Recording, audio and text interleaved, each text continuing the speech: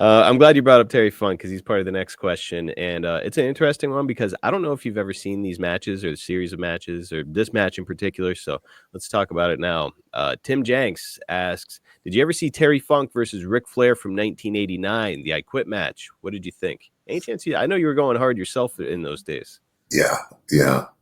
I didn't see it live, but you know, I heard a lot about it, and then it was filmed, as obviously, Hmm. and yeah, I mean, you put two guys like that in the ring, and you're just going to have greatness. And of course, but I would say this, and generally speaking, and Rick, was world champion, and if you're the champion, you're obviously you're the guy in the match calling the shots. But when you're in the ring with Terry Funk, you just shut up and listen.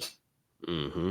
Yeah, so it would have been Terry who was, they had a great match, but Terry called every bit of it. I guarantee you. They did something for the angle for this match, or one in this series of matches that they had that year, and it's something that was brought back on AEW TV not all that long ago.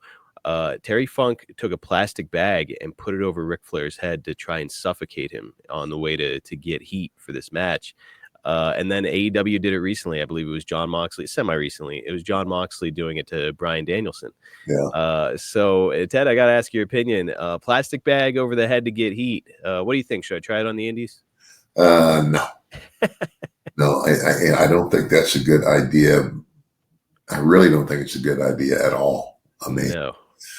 because you got a lot of wackos out there, and some wacko out there sees you do that, even though it's a work and you're not really, if there's a, uh, I would stay as far away from that as possible. Man, got a ton of heat for the angle, and I can see why Terry Funk did it. But to your point, that's a point that I didn't even think of, Ted. Let alone the possibly causing harm to your opponent. Yeah, But you might inspire somebody out there. yeah.